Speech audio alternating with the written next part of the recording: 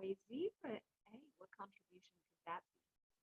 So, since one of my favorite topics is money, it's been one of my greatest like excuses for not creating my life. So I love books about money. I love questions about money. I love all the ways that I use money in showing up or not showing up in the world. And I'm going to show you the very first, oh my goodness, this was many years ago, book that I bought from the Access Consciousness. I don't even think it was Access Consciousness Publishing at the time. Because if you look at the way it looks now and you hop over to the Access website or to Amazon, you'll see an entirely different cover, darling. So this is it. Oh my goodness, look, this is the old-fashioned version. And most people don't even realize it used to look like this. Lovely, absolutely lovely. And it's called Money Isn't the Problem, You Are. And you can imagine when I first got my hands on this book, um, oh boy, I mean, being the victim of everything on the planet, it was like, what the hell do you mean by that? How dare you blame me? How dare you say I'm a problem? So it's kind of funny. I love the irreverence that Gary and Dain facilitate with, and I absolutely love it. Right in your face. Money isn't the problem, darling. You are. So let's start, shall we? We shall begin. Money Isn't the Problem, You Are by Gary Douglas and Dr. Dain Heer. Introduction. This book is written for people who live in a constant state of difficulty around money. Like me, many times, many years, probably many lifetimes, often taught all of those. Whether it's spending too much, not having enough, or having too much. I'm Gary Douglas. Well, I'm not. I'm reading for him. Let's show you the picture of Gary Douglas. You know Gary Douglas? I think Gary Douglas and Dr. Dain. Absolutely wonderful. I will put a couple of links where you can find the book beneath the video. Don't go through it. Won't change anything, will it? Won't put a smile on your face. All right, so I'm Gary Douglas, the founder of Access, an energy transformation system that provides people with tools they can use to remove their limitations and disabilities and create some pretty amazing and wonderful new possibilities for themselves. In this book, my friend and collaborator, Dain Heer, and I share processes, tools, and points of view about money that you can use to change the way money flows into your life. This book is based on our Access Money seminar, which we've taught in cities throughout the USA and in Costa Rica, Australia, and New Zealand. We started offering a money seminar because we discovered people were always trying to find a solution to what they thought of as their money problems. I've had plenty of so-called money problems myself. I've done so many courses on money that I went cross-eyed at the idea of taking yet another money class. In the end, none of the money classes I took ever changed anything about the way that I approached money.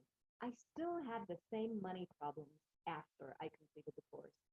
My relationship to money began to change as Access developed, and I discovered fresh points of view that could be used to create a different relationship with money. In this book, Dain and I offer these viewpoints and the philosophy behind them, as well as tools and techniques that you can use to handle whatever your money situation is. Gary Douglas, Santa Barbara, 2006. Money, money, money. That's the name of the next chapter. Money, money, money. Do you have a money issue? Dain and I have a friend who wanted to make a lot of money. He said, I have a money issue. And I said, no, you don't. He said, yes, I do. And I said, no, you don't. Finally asked, well, what do you mean? I said, you don't have a money issue. You are just not willing to receive. And he said, that's not true. I said, yes, it is true. I'll prove that money is not your issue. I'll give you $1,000,000 tax-free if you go back to where you were before you started Access and stay there. He said, no effing way. Should I do it as effing? Yeah, I'll do it as effing. But you know what I mean. And by the way, I do the same damn thing. Not about money. It never is. It's about whether and what you're willing to receive. Hi there, helicopter. It's not about money, see? Emphasize to this point. It's not about money. It never is. It's about what you're willing to receive. It's about what you're willing to receive. If you're willing to receive the freedom of life, then money has no value for you. A lot of people think money is a solution, but it's not. Many people think money is a solution to the problem they can never solve, but always has to keep being a problem. Money is never the solution because money is never the problem.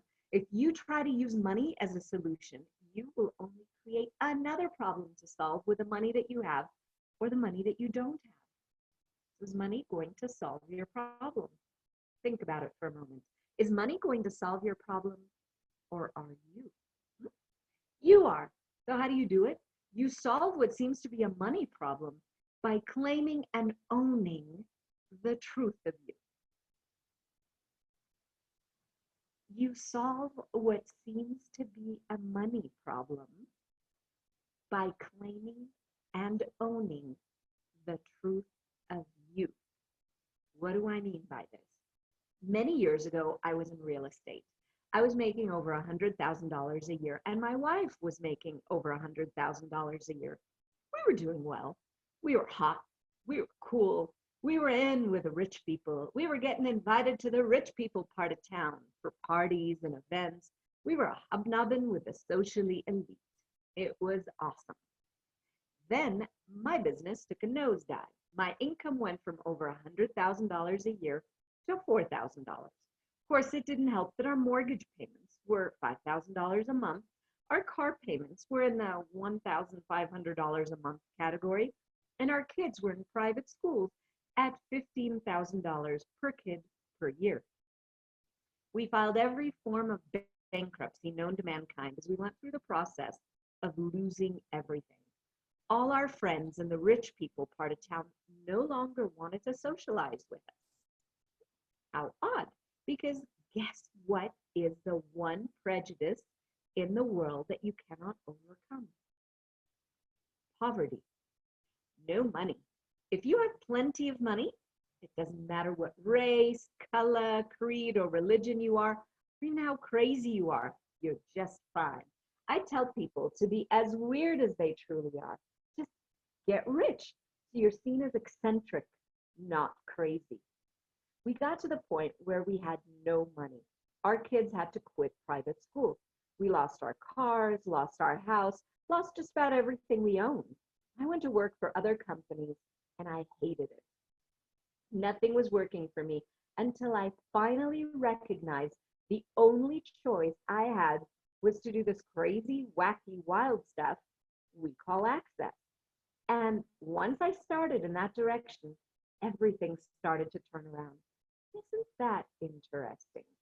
When you're unwilling to claim, own, and be everything you are, as the outrageous, wonderful being you are, no matter how much you want to resist and react to it, no matter how much you want to get away from it, you bankrupt yourself in every respect until you have no choice. Are you willing to give up the no choice point of view and start recognizing that the way to create everything you want is to be as wild and crazy and wacky as you truly are? Stop pretending that you're weak, pale, and uninteresting.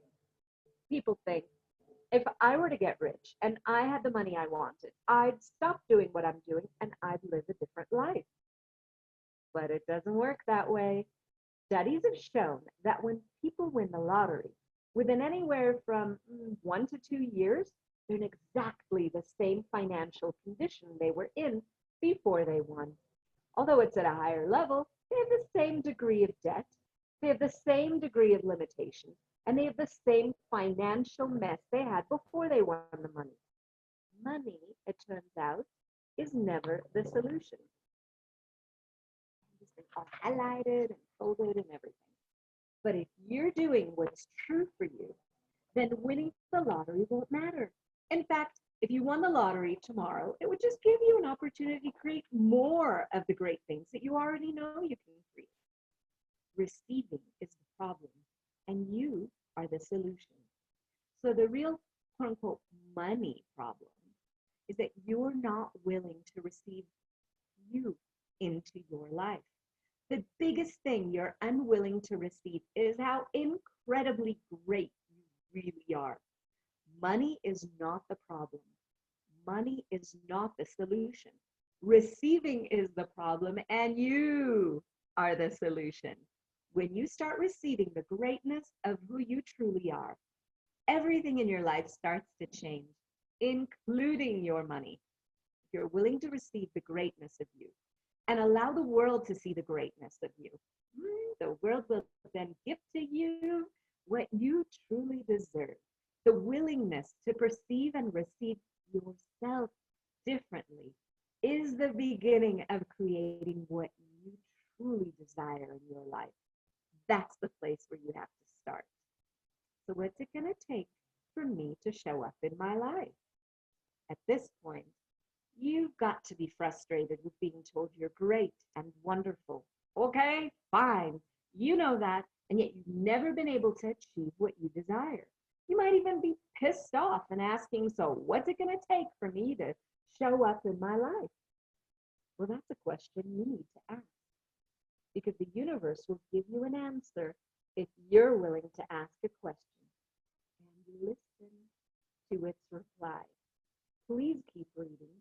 Throughout the rest of this book are tools, techniques, and information that you can use to help you show up in your life.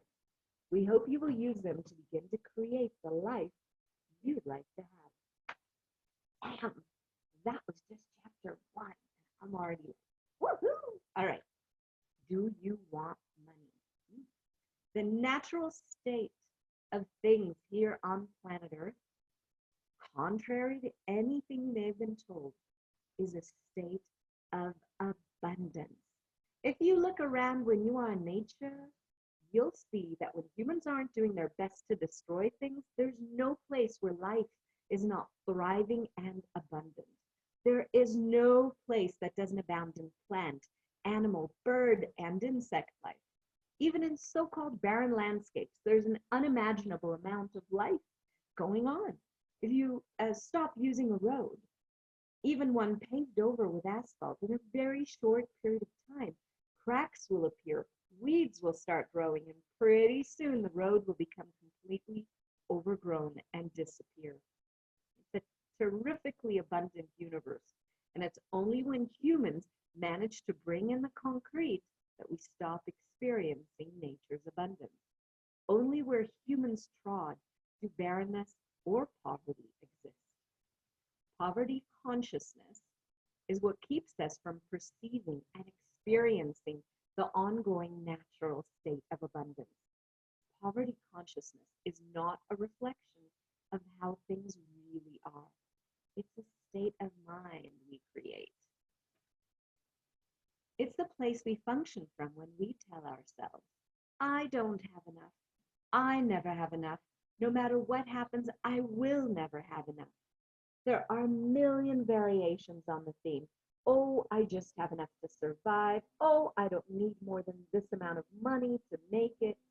It's the point of view that lack is more real than abundance. It's the idea that it's more noble to be poverty-stricken than to be wealthy. Some people actually think it's morally superior to be poor. They have the pride of poverty. Dain tells how people in his family used to say, well, at least we have a great family and we're happy. Those people with money aren't happy. He says he'd look around and say to himself, well, they couldn't be any more unhappy than you. I don't think so. Often people with poverty consciousness take pride in being poverty stricken, or they believe that they can only be comfortable with people who are at the same socioeconomic level. They will only be comfortable around people as poor as they are. Oh, I wouldn't be comfortable with rich people because rich people are different, you know? Well, okay. Look at the category you've just put yourself into. Poverty consciousness is not a state of mind that only quote unquote poor people have. Rich people can have it as well. I went to a billionaire's party recently and it seemed like everyone was trying to be the best at degrading their gardeners and their health. This is what they thought being rich meant, degrading the health. Oh, it's so hard to get good health. No, it isn't. It's easy to get good health if you treat people well.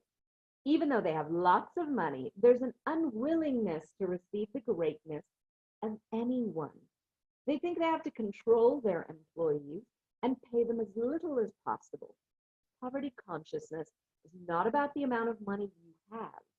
It's about the way that you treat yourself and others, and the abundance that you're willing to see in the world. The word want is a key component of poverty consciousness. Do you know what the word want means? It means to lack, as in L-A-C-K. Not to like, to lack. Every time you say I want, you're saying I lack. If you say I want more money, you'll start to lack more and more all the time. You start paying attention to what you think or what you say, you'll see exactly how you're creating the abundance or the lack of it that's showing up in your life. Look up want in a dictionary. You might have to find it in an older dictionary. Dictionaries that were made prior to 1946 have correct definitions of the words of the English language. After 1946, they started to change the definitions to reflect the colloquial usage. So if you look at the word want in a dictionary published prior to 1946, you'll see there are several definitions of want meaning to lack, and only one that means to desire. To desire is to look for something to be available in the future, like not now, like later. So even with that definition, you're still in trouble. And just as a little aside here, I think it's a quote from Shakespeare, I'm not 100% sure, but it was waste not, want not. So in other words, you don't waste, you don't lack. Just another like way of lack and want being a similar energy. Flush that down the toilet. I wrong the bed on my shorts. Where was I? Oh, here we go. Listen to people who are truly abundant. The word want isn't in their vocabulary. They don't know the word. They don't have the idea that want is a part of life. Everything's about having it, getting it, going for it, allowing it. Not about enjoying it. There's an old proverb that says, oh, there it is. And I knew I had it from somewhere. There's an old proverb that says, waste not, want not. Waste not, lack not.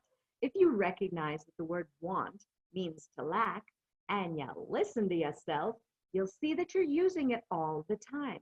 So ask yourself, what would it take for the word want to just fall out of my vocabulary? Instead of creating from I want money, allow yourself to create from I don't want money. Because every time you say I want more money, you're saying I lack of it. And that's exactly what shows up in your life. So try this. Say I don't want money 10 times. Shall we do it all together, y'all? All right, let's do it. I don't want money. I don't want money. I don't want money. I don't want money. I don't want money. I don't want money. I don't want money. I don't want money. I don't want money. I don't want money. What happened? Did saying I don't want money make you feel lighter or heavier? Lighter refers to a sense of expansion and possibility and a greater sense of space. You might have even smiled or laughed out loud. Now, heavier refers to a feeling of contraction, of things way down, of less possibility. So if you're like most people, saying, I don't want money, made you feel lighter. Why is that? It's because the truth always makes you feel lighter. Something like pop, hashtag, meme, whatever you want to call it. It's like one of the greatest tools in access consciousness. I am so grateful for all of these tools. And this light and heavy tool is one of the greatest gifts on the planet. Follow your knowing, follow your awareness, and really get what's true for you. So that you perceive yourself being lighter and more expansive. Hello, that is true for you. And if it's not that, if it makes you feel like poo, if it makes you feel all contracted and yucky, it ain't you. So how does it get any better? All right, back to the book. If you're like most people, saying I don't want money made you feel lighter. Why is that? It's because the truth always makes you feel lighter, and the lie makes you feel heavier. The truth of you is that you don't lack money. You don't lack of money, and saying so shows that you're willing to bring it on. You can create receiving in your life by saying that 10 times every morning. Saying the I don't want money, I don't want money, I don't want money, I don't want money, I don't want money. 10 times every morning. When people around you say, oh, I want money, you can smile knowingly, nod and say, I don't want money. Chapter 3. Do you worry about money? Nobody's ever done that on the planet, eh? Do you ever worry about not having enough money? When was the last time you worried about it? Get the feeling of that. I'm not worrying about money. Get the feeling of it. Do you have it? Okay. Now make that feeling infinite. Make it as big as the universe. Make that feeling even bigger than the universe. Not eternal, but infinite. Expand it out and make it infinite.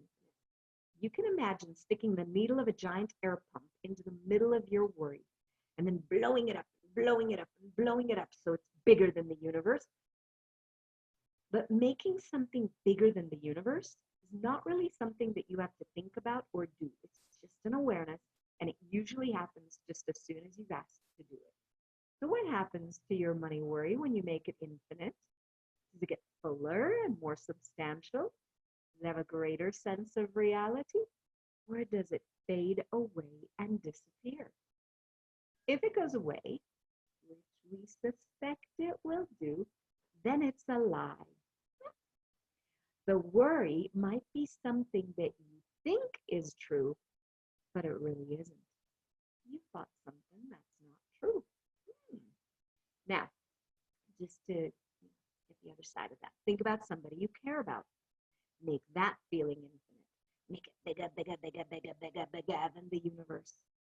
Now, does it become more substantial or less substantial? More substantial. Isn't that interesting? When you think about how much you care for someone and you make that infinite and bigger than the universe, you see it's even bigger than you're willing to admit to yourself. If you are willing to admit how much you care about someone else, and you are truly willing to care that much about yourself, how much do you think you'd be willing to receive? That's a great one to sit with. I'm going to ask that again. You're willing to admit how much you care about someone else. You are truly willing to care that much about yourself. How much do you think you'd be willing to receive? And when you take that caring that you have and you make it infinite, it becomes fuller and more present. It occupies more space than the upset did. You realize that you care more than you acknowledge. You may say, yeah, I care. But when you fill it out and you make it substantial and you can see how very much you care, almost as if we're afraid to care that much. So now think about having plenty of money. Now think about having plenty of money. Get the feeling of having plenty of money. Make it infinite. Make it bigger than the universe. Does it get more substantial or less? More substantial. And when you think about not having money, when you say, oh no, I'm broke, I can't do this, and make those feelings or those worries infinite, bigger than the universe, what happens to them? They go away. If you create based on a lie, can you create a truth out of it? Isn't this interesting? We tend to buy into lies like, I don't have any money. And then we try to create our lives based on those lies.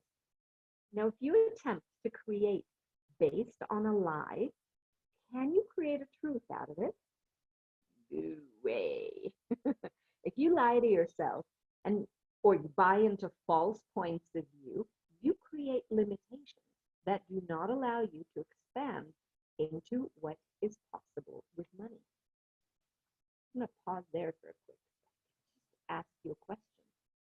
All those points of view you have about money, or all those points of view you have about you, for that matter, whose are they anyway?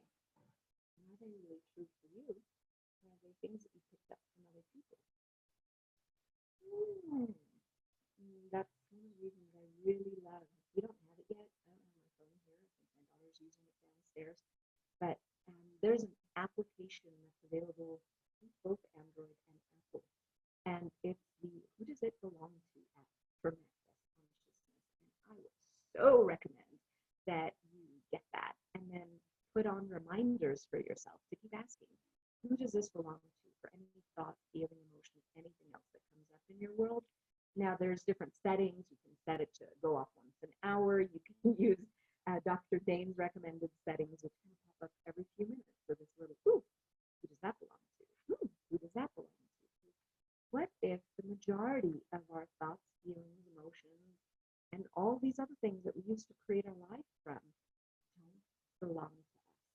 So we're taking on other people's points of view and trying to twist them into something that's true or something that would work for us.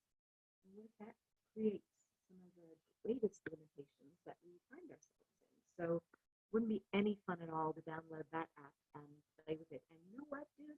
It's free. So like, what you waiting for? Stop this video. Go download that app. Go have some fun with it. All right, I'm continuing my reading. At page 20. Okay. Sometimes Dain tells stories about one side of his family that thought they were lucky if they had enough money to put food on the table. His grandparents had grown up during the Depression, and there were times when they didn't have food. Their point of view was they were successful if they had enough money to buy food. Dain bought that point of view as a truth and held on to it until he started Access. He bought the idea that having enough money to have food on the table was a measure of success. Once he started Access, he realized, wait a minute, that's not true. Shortly after he got started in Access and was seeing some different possibilities in life, we drove up to San Francisco together to do an Access course. We were going to be there for 3 days, and Dain brought 10 peanut butter and jelly sandwiches, 3 pounds of trail mix, and 3 boxes of granola bars. Since he didn't have any money, he thought that would be the food he would eat while he was there. At one point during the drive, I put a piece of big red gum in my mouth, chewed it for about 10 minutes, spat it out, and put another piece in. I chewed that one for about 10 minutes, spat it out, and put another one in. I chewed that one for 20 minutes, and then put a new piece in. Dain wasn't saying anything, but he was freaking out every time I put a new piece of gum into my mouth. Finally, he asked, "Why do you do that?" And I said, "Do what?" He said, "Chew one piece of gum after the other like that." And I said, "Because I only like the taste at the beginning. After that, it's boring." Now, Dain came from a family where you chewed your gum for a day and a half. He had never considered the possibility that you could do anything so extravagant with a $1 pack of gum. He'd never considered a different standard of affluence for himself. It busted his whole paradigm of not having enough. And his reaction was, wait a minute, you can do that? So most of us buy into lies and limitations like this as we're growing up. This is what success is, or this is what I can or I can't have. In Dain's case, the lie was abundance is being able to feed yourself. That was his family's point of view, and that's the point of view that he bought. Now, is that really what abundance is? No, of course not. When he saw that he'd been trying to create his financial life around a lie, new possibilities started to appear. Instead of making yourself nuts about money, which is something that we're all very good at, by the way, instead of worrying about money or living in a state of near poverty, start to realize that your worries, concerns, and beliefs around money are not real. And when you realize they're not real, you won't buy into them and you won't create your life based on what is not real or true. Make it bigger than the universe. Use this exercise to get at the truth of issues. When you make things bigger than the universe, what is true becomes more full and substantial, feels more real, and it takes up more space. And what's a lie dissipates, it goes away. So change what happens with money in your life by using this simple tool and create from what's true for you. And I'm just going to add, most likely, if you tripped along this video or my YouTube channel or have this book, even in its new format, or have heard of access consciousness, you sure as heck you know the clearing statement already. But if for any reason you don't, or would like a refresher, or would just like to see the sexy Dr. Dain explaining it, I'm not going to bother wasting my breath on it at the moment. I'm going to invite you to hear his brilliant explanation. And you can do that. See, the helicopters are contributing to that. They're saying, yes, go check it out. www.theclearingstatement.com. Because you wouldn't want to have like a magic wand, phenomenal tool in your pocket. For what reason? Yeah, so head over there, figure it out, and anywhere you may not be choosing it. So hey, how much fun can we have?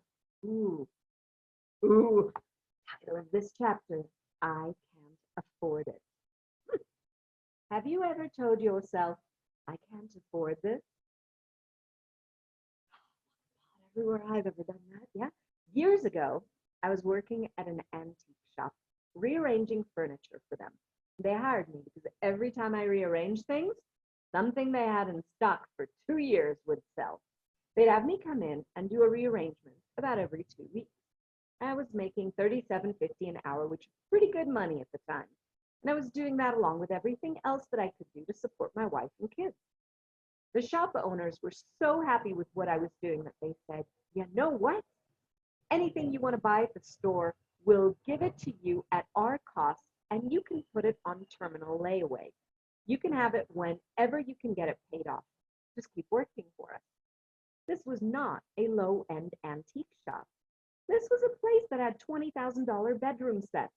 They had diamond rings that were $35,000. I'd look at them and go, who can afford this stuff? And after they said that to me, I looked around the shop and suddenly I realized I could have anything in it.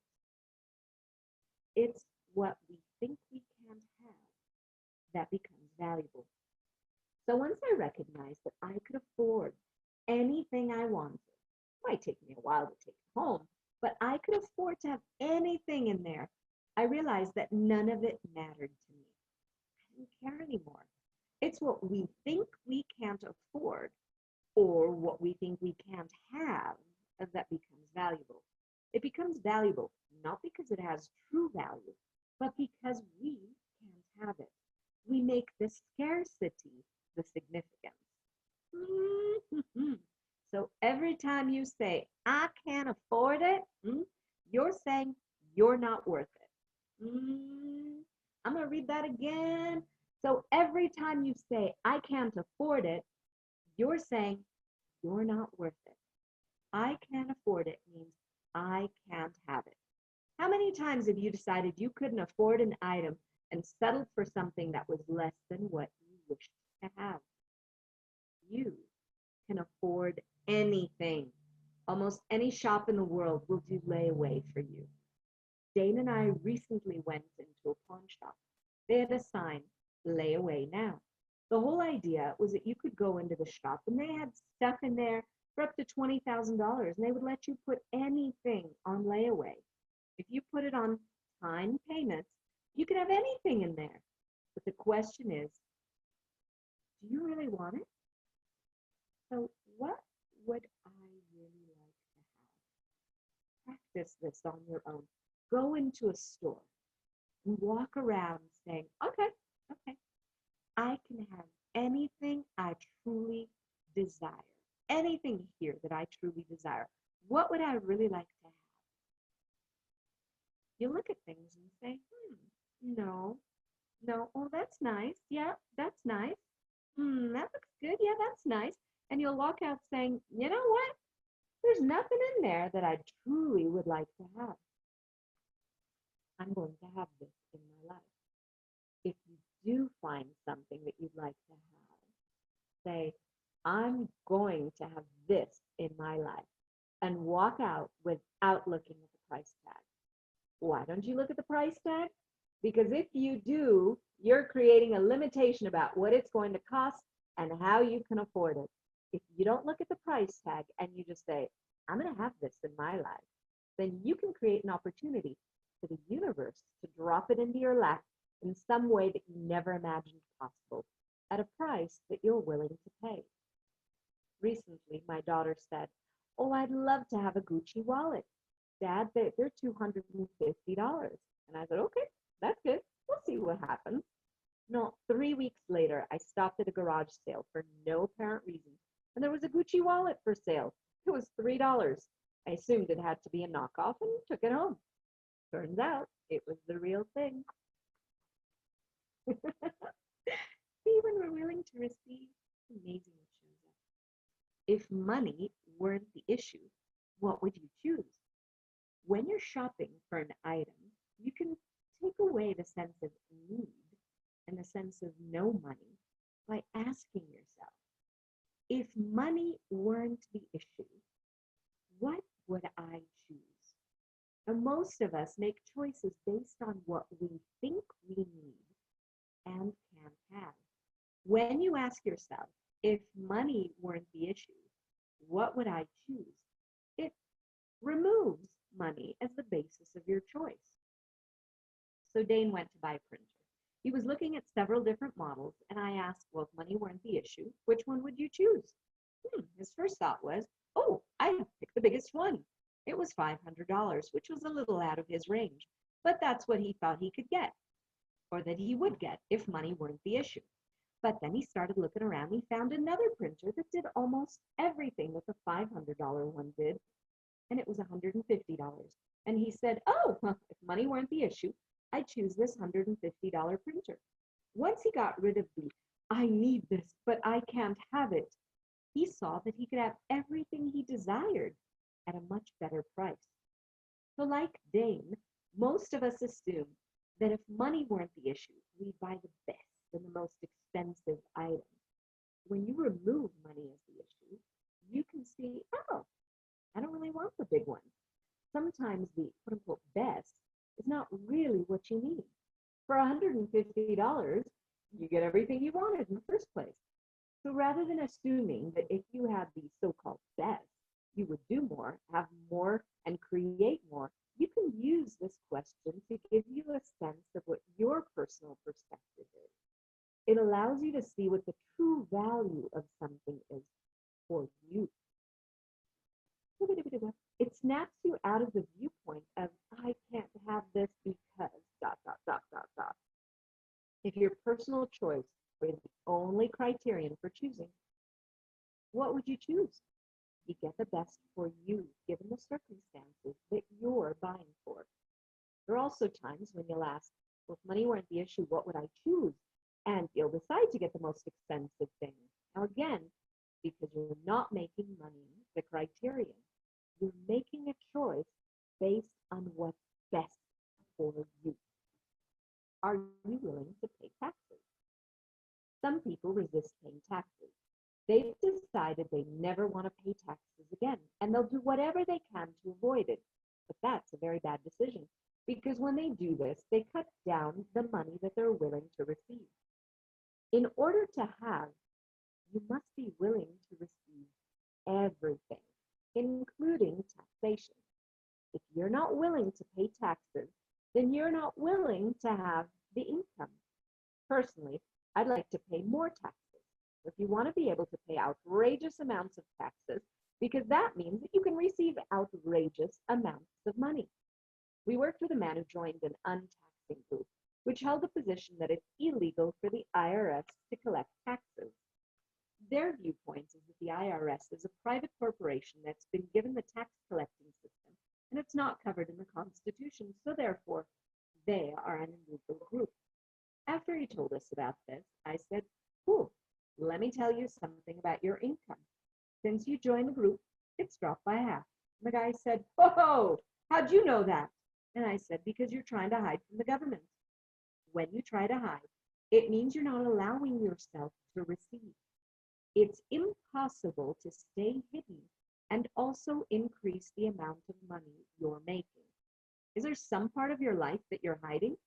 Everything you're trying to hide with regard to taxes and taxation and all that kind of thing. Would you destroy and uncreate all of those decisions and claim and own that you can pay whatever friggin' tax you choose? The best defense is always to be offensively rich. Debt versus past expenditures. Sometimes people ask me about debt and where debt fits into all this talk about money. Have you ever noticed that debt sounds very much like death? Did you know the word mortgage comes from mort, meaning death, and that it originally meant a dead pledge or for the death of it? In other words, I'm going to work for this house until I am dead, which is pretty much the way most people do it. Now, when you have debts to pay, instead of thinking of yourself as a debtor, we've all had many lifetimes in which debtor prison actually existed, and we went to jail for owning money. Think about what you're paying off as a past expenditure. You have past expenditures to pay off, not debts. If you function from the point of view of past expenditures rather than debt, you will start to clear that stuff. So every time you say debt, you trigger all the remembrances of all the lifetimes that you went to debtor's prison. So let's get rid of debt. Expenditures. All right, credit. If you have credit, then you can be in debt. Isn't that great? Have you worked to make yourself credit worthy so that you could have a bigger debt? That's the way it works, folks. If you aren't credit worthy, you aren't debt worthy. Credit worthy means you can owe more money. How cool is that? We suggest you change your perspective about credit. Don't try to create credit worthiness. Look for the abundance of your cash worthiness. Ask, how do I increase the flow of cash? What are the infinite possibilities for a whole hell of a whole lot of cash to come into my life? It is phenomenal how the helicopters and other flying thingamabobs around here are contributing to all of this. So ask, how do I increase the flow of cash? What are the infinite possibilities for a whole hell of a whole lot of cash to come into my life? So I have people say to me, oh, I have all this debt. And I say, okay, so you've got all this debt. How much more would you have to earn per month in order to pay it off? And they say, I have no idea. My monthly credit card payments are $500. And I say, great. That means in 20 years, you'll have that sucker paid off. If you pay the smallest amount of money that's owed on your credit card, do you realize that the $40 dinner that you just charged will end up costing you $200? Gee, I wonder why banks like you to charge things. It's good to charge, right? Get over it. It's good to make money. That's what's good. Are you more interested in how cool it is to have credit cards than how cool it is to make money? Sometimes I see people open their wallet and a long line of credit cards falls out. And I ask, why do you need those? And they say, well, I have lots of credit. Look at all the things I can buy. And I say, you can't buy shit. You don't have any money. And they say, yes, but I can buy lots of things. And I say, yeah, but you don't have any money. Are you stupid and insane? I know someone who went through his wallet and took out all of his credit cards and put them away so he wasn't carrying his debt around with him. Great idea. Then he said when he gets all the cards paid off, he can slowly but surely put them back into his wallet if he's foolish enough to do that. You can start to live with the cash and the money that flows in your life. You'll start to expand. When you think, oh my God, I'm out of money, that's just a point of view. I'm out of money. I've got to use my credit card. That point of view, all by itself, is enough to lock you up because it's a lie. Give up the credit cards. Find a different way. Create money. Don't create credit and the debt that follows it. The tools that follow will help you do this.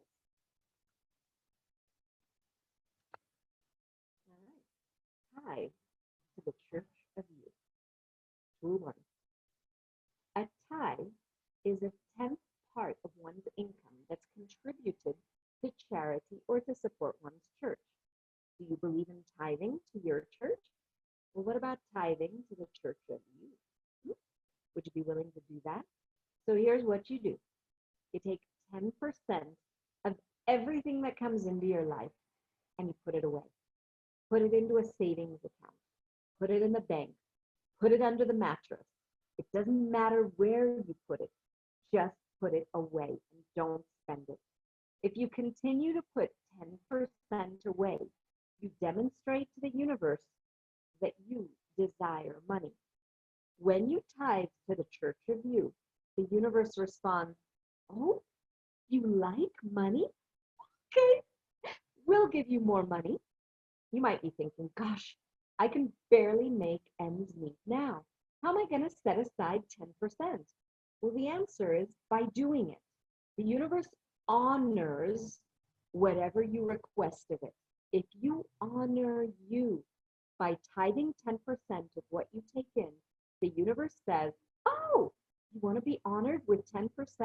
Oh, here's more to honor yourself with. Do you take care of your bills before you tithe to yourself? When you pay your bills first, have you noticed how the number of bills grows? Why is that? You're honoring your bills, and the universe says, oh, you like bills. Okay, we'll give you more bills. Doesn't mean you don't pay your bills. What you do is honor you, and if you have to stretch things a little bit or play catch up later, no problem. If you start to honor yourself first and tithe 10% to the Church of You, within 6 months to a year, your whole financial situation will turn around. You will hit financial targets you made like 1 billion years ago when you said, when I have this amount of money, I'm going to be rich. When I hit this amount of money, I'm very rich. These are decisions you don't even remember making. But when you achieve them, you experience a sense of peace within yourself, and the frantic need for money goes away. Just 10%. My friend, who owned the antique shop, was borrowing $100,000 every 6 months to go to Europe and buy antiques. The bank charged him 10 points up front to get the money. So that means they charged him $10,000 to borrow the money. So he got $90,000, but he had to pay back $100,000. Plus, they charged him 15% interest on the money. So if he took a year to pay it off, how much money was he paying? What was the interest rate? 25%.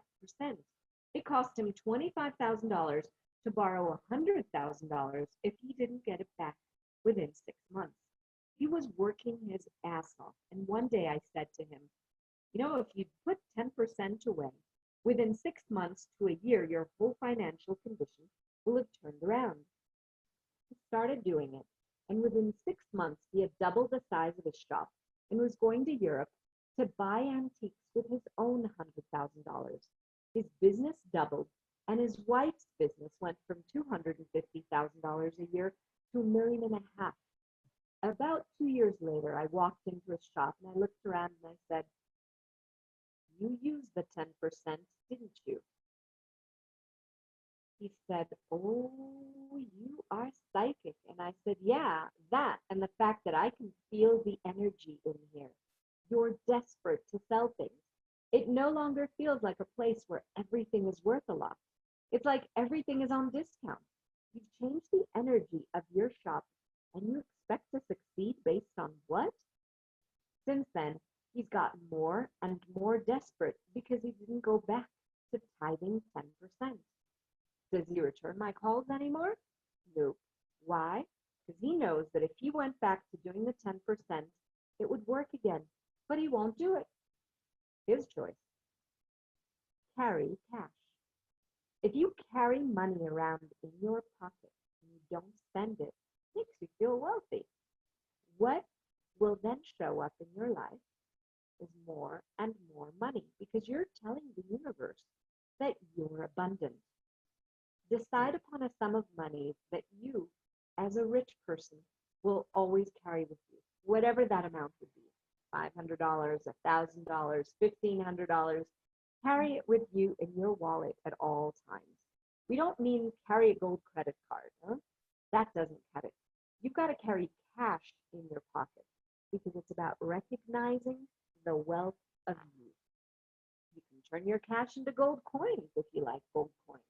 You can trade it in for diamonds if you like. Keep it in some form of currency that you can transport easily. I wouldn't convert my cash into tankers full of oil if I were you. They can sink. When we tell you to set 10% aside, we're not talking about putting this money into investments or projects. We want you to be like Scrooge McDuck. You remember him? He was Donald Duck's billionaire uncle. He loved money. He would fill his swimming pool with dollar bills and dive into it. You want to have lots of money? Then be willing to have it for real. Have lots of money hanging around. Carry this amount of money with you. It can be part of your 10% if you wish. Keep it with you at all times and don't spend it. When you know you have $500, $1,000, or $1,500 in your pocket, you say, hey, I'm cool. You walk tall. You look good. Yeah, you know you can walk into any place and buy anything there, but you don't have a need of it. Need versus greed. When you have a sense of need, it always leads to a sense of greed, which means you will try to hold on to what you have as though there's never going to be any more, like ever, ever, ever. When you have a sense of that nice, fat amount of money in your pocket and the possibility of things growing, all kinds of changes can occur for you because you're not functioning from the point of view that you have a limited amount. You start to function from the point of view of, I got money in my pocket. I've got thousands of dollars in my drawer at home. I play with money. I throw it on the bed and I roll around naked on it because it feels so really good. Have you ever actually looked at your money? What does it look like? There's pictures on the $100 bill. We know because we carry lots of them. They're pretty. That's right. They're pretty and we carry them in our pocket. We like those dollars. They're cute. You changed your mind about money was cute. You love the way it looks. Maybe you could receive it more easily.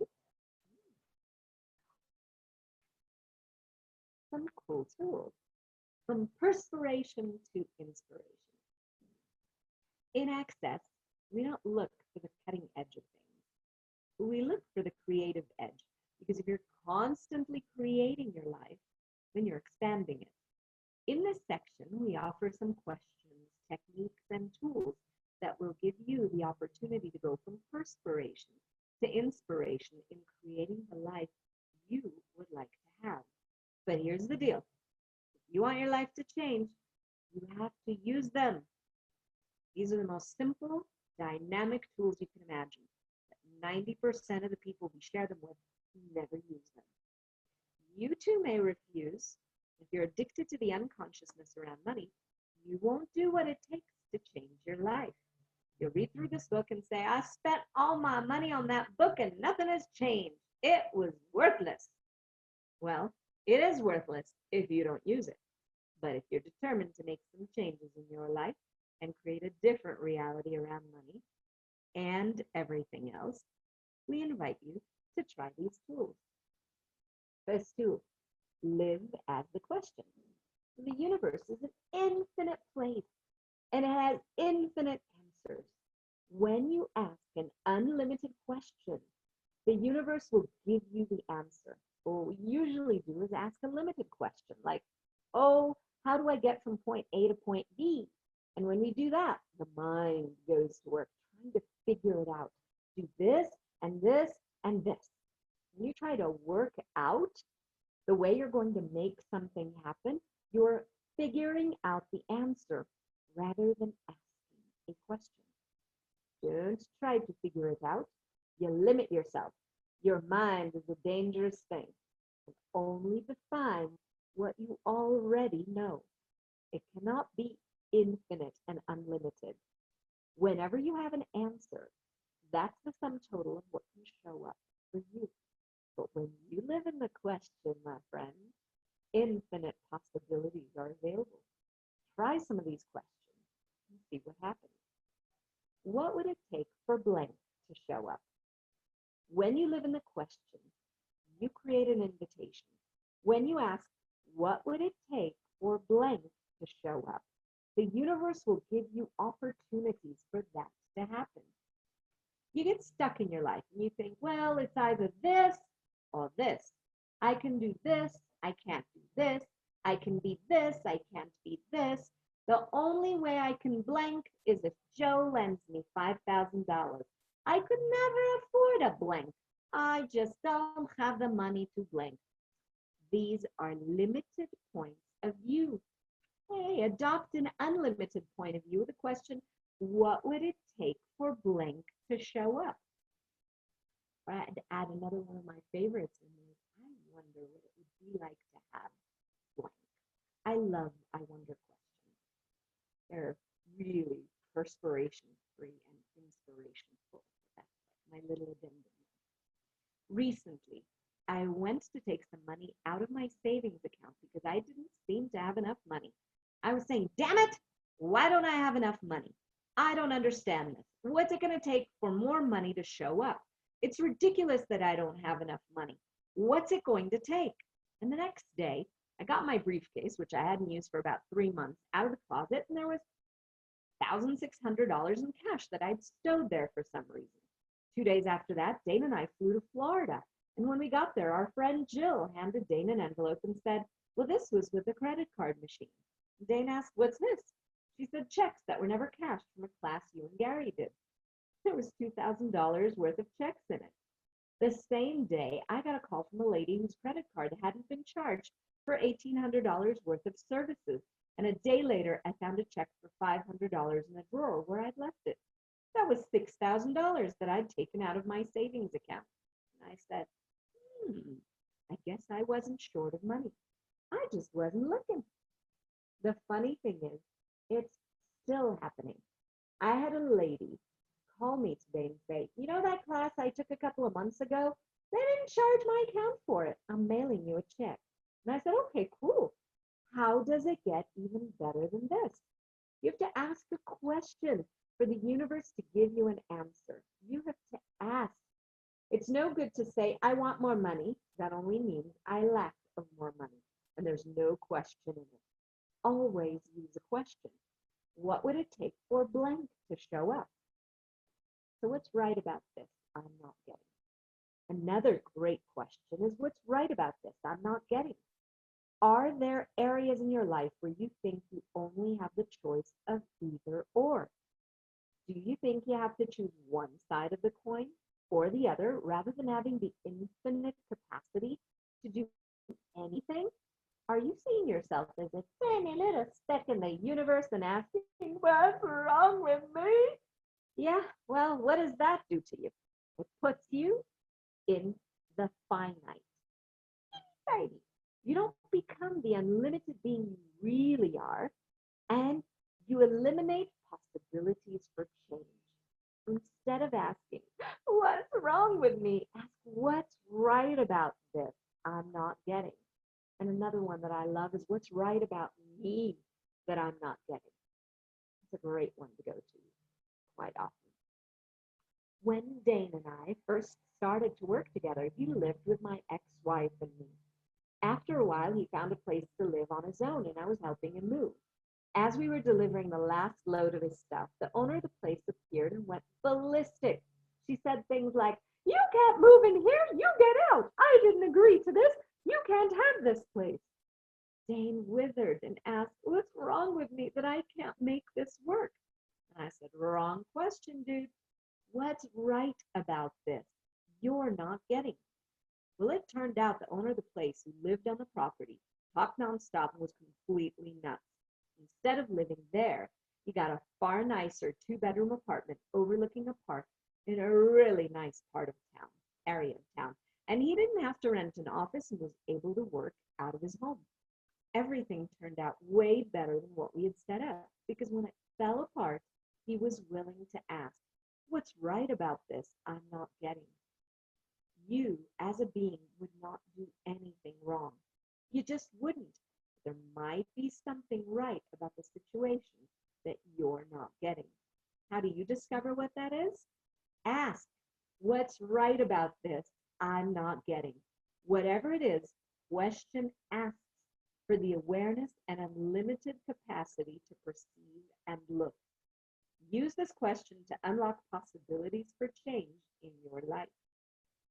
How does it get any better than this? Actually, before I jump into that, I will say I had the same thing in my case also with an apartment that's literally like next door, like two doors down. And I love living where I live because I have a phenomenal view, if you don't know it. Around. So I have Mother Nature like right there, and I didn't want to live in a place that had a wall. I didn't want my view to be blocked. I didn't want to feel like I'm in a cage, like all closed in. I'd had several years of that, and I didn't enjoy it. So I saw an apartment actually just down the street, and it was, kind of run down, not in good shape. But we made an offer on it anyway, and went to deliver our deposit check just because of the damn view, right? And as soon as we came with the check on the agreed upon amount, that signing the deposit, signing the contract, and all of that, the lady told us, "Oh, just 5 minutes ago, I received an offer from someone else that I felt like taking." So, after crying and screaming and, who's going to have a view like this again? And going to the wrongness of me, kind of like Dain did, earlier on in the chapter, I did start asking, what's right about this I'm not getting? And a friend said to me, you know what? I know a place with a good view. Would you like to have a look at it? It'll be available for rent in a few months. I said, sure. And it's where I've been living for the last couple of years, and it's absolutely phenomenal. And it's much nicer, much more beautiful, even better view. And it's been so generative and so nurturing for me, for my body, for my family, for all of the little ferny balls that we have here. It's been absolutely amazing. And that comes when you begin to ask. And ask what's right about this situation. Oftentimes things are much greater, just ready to be there for us if we're willing to see them, if we're willing to recognize that it's not about beating ourselves up, it's not about judging us, it's about seeing what is right about us that we're not seeing, what is right about the situation or this choice or whatever's going on that we're not getting. And then we can see the gift of it. We get that, 10 seconds of awareness. And what else can we choose? So anyway, I totally get what Dr. Dain was going through there, because I had that too, except for I spent a couple of days like drinking it out and crying it out, and then I started asking questions, and that's okay too. Ask when you're ready. Just enjoy them. Yummy. They're amazing. How does it get any better than this? Another yummy, yummy question. So here's a question to use on a daily basis. Daily? For frick's sake, Gary, on a momentary basis. When you use it in a bad situation, you get clarity on how to change things. And when you use it in a good situation, all kinds of interesting things can show up. In New York, a lady walked out of an access class and found a dime in front of the elevator. And she said, "Ooh, how does it get any better than this?" And stuck it in her pocket. She walked downstairs and out onto the street, saw a $10 bill on the ground, stuck it in her pocket, and asked, "Ooh, how does it get any better than this?" She was on her way to the subway, but waved the cab down instead and rode to the front of her building. As she stepped out, she saw something glittering in the gutter. She reached down and picked up a diamond bracelet. At this point, she said, "Ooh, it can't get any better than this," which was a big mistake. When you say that, that's all there is, buddy. Otherwise, who knows? She might have owned the Empire State Building by now. Not guaranteeing that you're going to turn a dime into diamonds, but you never can tell what's going to happen. So just keep asking. How does it get any better than this? How does it get any better than this? How does it get any better than this? How does it get any better than this? And you know what? I love to add my little buddy to that one. How does it get any better than this? What else is possible? They're two yummy friends left to play together. How does it get any better than this? What else is possible? Don't ask them. Nothing will change. Oh, yeah. Everything. All right. I love these tools. I love these tools. I love facilitating these tools. And I love reading these tools. And I love having fun with these tools. And I hope you're having fun with it. All right. Perceive, know, be, and receive. Do you want to know what's going to make your job better or how to improve your money situation or your business or your relationship? In any area of your life that's not working for you, there is something you are not perceiving, not knowing, not being, or not receiving. How can we say these? Well, it's because we know that you darling, yes, you darling, you are an infinite being. And as an infinite being, you have the infinite capacity to perceive, know, be, and receive. That is so cool. Perceive, know, be, and receive. That's who we be. This means that in order to create your life as the limitation that it's become, there have to be things that you're unwilling to perceive, know, be, and receive. So say the following 30 times a day for 3 days. We're going to repeat it a few times. Okay? Maybe not 30, maybe 10. But, you get the gist of it and do it again. Do it on your own. Do it with me. Do it like all the time. Perceive, know, be, and receive. What I refuse, dare not, must never, and must also perceive, know, be, and receive. That will allow me total clarity and ease with blank. In our case, let's put in money. Perceive, know, be, and receive. What I refuse, dare not, must never, and must also perceive, know, be, and receive. That will allow me total clarity and ease with money. Perceive, know, be, and receive. What I refuse, dare not, must never, and must also perceive, know, be, and receive. That would allow me total clarity and ease with money. Perceive, know, be, and receive. What I refuse to, dare not, must never, and must also perceive, know, be, and receive. That will allow me total clarity and ease with money. Perceive, know, be, and receive. What I refuse to, dare not, must never, and must also perceive, know, be, and receive. That will allow me total clarity and ease with money, or anything else you put in the blank. Perceive, know, be, and receive. What I refuse to, dare not, must never, and must also perceive, know, be, and receive. That would allow me total clarity and ease with money. Perceive, know, be, and receive. What I refuse to, dare not, must never, and must also perceive, know, be, and receive. Allow me total clarity and ease with money. Or, I have no idea if that was 10, that probably wasn't, but that was enough right now. Or you can use a simplified version. What must I perceive, know, be, and receive that would allow me to blank? What must I perceive, know, be, and receive that would allow me to be the infinite, affluent, joyful being that I truly be? Or what would you like to stick in the blank? What must I perceive, know, be, and receive that would allow me to blank? You can put anything in the blank. Question starts to unlock where you're not showing up. Hmm. If you will do this 30 times a day for 30 days, oh, sorry, for 3 days, but oh my goodness, imagine if you would do it for 30 days. Somewhere at the end of the third day or into the fourth day, you'll start to have an inspired way of looking at things. All of a sudden, you'll ask, oh, duh, why didn't I think of that before? You couldn't think of it before because you refused, or you dare not, or you thought you must never perceive or receive something, or you thought you had to perceive or receive something in order to get there. So this simple question will help you unlock your limitations. Perceive, know, be, and receive. What I refuse to, dare not, must never, and must also perceive, know, be, and receive that will allow me total clarity and ease with fill in the blank. 30 times a day will begin to change whatever area of your life is not working the way you would like it to work.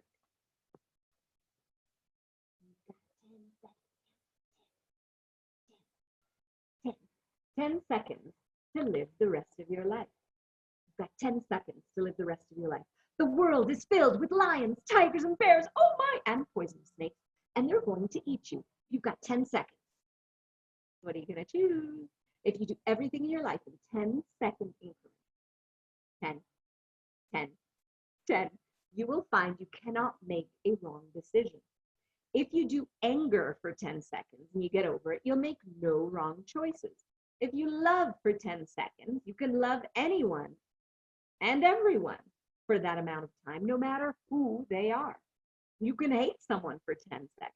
You can divorce your spouse for 10 seconds, and you can love him or her in the next 10. If you live in 10-second increments, you will create being in the present moment. Being now. Most people, rather than living in the moment, keep trying to create a plan and a system for the future so it will show up the way they want it. There's only one place we can live, and that's right here and right now. Anything else kills you. You don't get to have a life, and you miss out on your own life. People have asked, hey, how can you do business in 10-second increments? Well, in 10 seconds, you can decide whether you wish to talk to that person or not. You can know whether he or she is available. You can know. 10-second increments force you to stop thinking and to go to your knowing. In 10 seconds, you can start to break down the conditioning that has you figuring things out and planning in advance. You can learn how to choose. You can learn how to be present. You can't judge in 10 seconds because it's here and it's gone. We prolong our agony in life by judging ourselves and trying to fix what we've judged. But what if it was just like, oh, well, I did that for 10 seconds. Now what would I like to choose? So when you do something that you think is bad, how long do you punish yourself for it? How long do you obsess about it? Days, weeks, months, years? If you're living in 10-second increments, you can't do that. Of course, you can't remember anything either, but that's the good news. If you practice the art of choosing your life in 10-second increments, you'll begin to create choice and the opportunity to receive money. Most of us create based on obligation. We say, well, I've got to do this, and I've got to do this, and I've got to do this. But are those really the things we'd like to do, truly like to do? Usually not, but we keep choosing them. Why? Because we think we have to. We think we're obligated to do them. And that if we don't, nobody will pay us. We buy the idea that everybody else is more important than we are. So, if you had 10 seconds to choose the rest of your life, 10 seconds to choose the rest of your life, what would you choose? Would you choose poverty? Just a choice. Neither stupid nor insane. When you live in 10-second increments, you get to choose again. How cool is that? You don't have to be stuck in poverty. You've got 10 seconds. What do you choose? Well, okay, that 10 seconds is over. You've got 10 seconds to choose the rest of your life, to live the rest of your life. What do you choose? Laughter, joy, consciousness? What could you choose there? fun could you have? Love that tool. Love that tool. Love that tool. It's one of the 10 keys to total freedom, which, by the way, is another marvelous access book based on a telecall of the quote, 10 commandments of access. That's because Gary and Dain are irreverent, and I love that irreverence. They're 10 keys to total freedom. And that one, choosing your life in 10 seconds, is really phenomenal. And it is key number 3. But you wouldn't want to explore it, would you? So just choose your life in 10-second increments. How much fun can you have with that? Destroy and uncreate your life.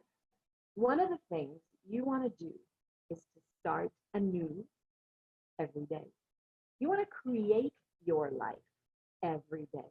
This means that every morning, yeah, you need to destroy and uncreate everything that you were yesterday. If you have a business, you destroy and uncreate it every morning. If you destroy and uncreate everything in your financial situation every day, you will start to create more money. You will create today. That's part of living in 10-second increments. When you live in the moment, you're not trying to prove your past decision was a right one. You're creating your life moment by moment all the time. We tend to think, okay, I've created this beautiful pile of shit over there, so I don't want to uncreate it. I'll just ignore it and walk over here now, and now I'm going to create something else. Well, the thing is, that pile of shit is still sitting there, and each day that you ignore it, it's stronger and stronger and stronger until finally it's overwhelming and you have to deal with it. Destroy and uncreate your relationship. Yeah, remember that thing I said before? If it smells like poo, it isn't you, so let it go. Yeah. That was a quote from one of the classes with Gary and Dain. Fun. By the way, if you haven't taken classes with Gary and Dain yet, might add that to your repertoire. It won't put a smile on your face at all. Destroy and uncreate your relationship. If you have a relationship and you destroy and uncreate it every day, you will create it anew each day. It keeps you on the creative edge of things. We worked with a couple that had been married for 26 years, and on their 27th wedding anniversary, instead of having a new ceremony, they decided to totally destroy and uncreate their relationship. They've been doing it ever since, and they say that sex keeps getting better and better, and they're having more of it. Their 17-year-old daughter said, "Will you two stop acting like horny teenagers? You're disgusting. You want to just do it all the time." This is after being married 27 years. That's what happens when you destroy and uncreate everything that you created. What shows up is the opportunity to create something totally new. Something interesting and unexpected happened when I decided to destroy and uncreate my relationship with my children. My youngest son was always late, always. You could guarantee that he would be between half an hour to an hour late for absolutely everything. 3 days after I destroyed and uncreated my relationship with him, he called and said, "Hey, Dad, can we have breakfast together?" And I said, "Sure, son. When do you want to do it?" He said, "Oh, about 20 minutes. And I said, "Okay, fine." I was with Dain, and I said, "Well, we've got at least 40 minutes. So we dawdled around for about 45 minutes. When we got to the place where we were going to eat, my son was standing at the corner, tapping his toe the way that I did when he was late. And he said, "Where have you been? I've been here for 20 minutes waiting for you." And I thought, oh my God, the Pock and Pod people came and got him during the middle of the night.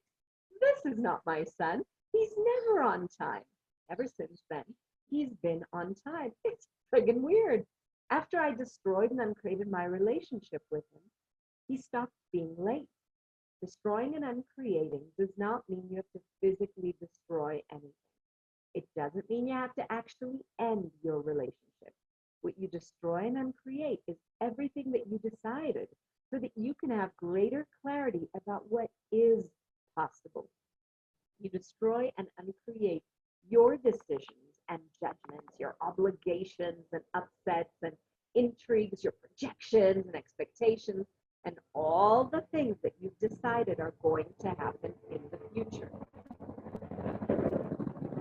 See, love these energetic contributions. They're brilliant. So how do you do this? How do you destroy and then create it all? You say, everything I was yesterday, and I add everything I created up to yesterday, I now destroy and uncreate.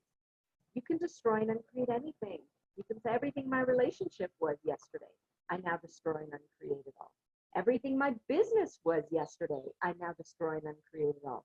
Everything my financial situation was yesterday or is today, I destroy and uncreate it all.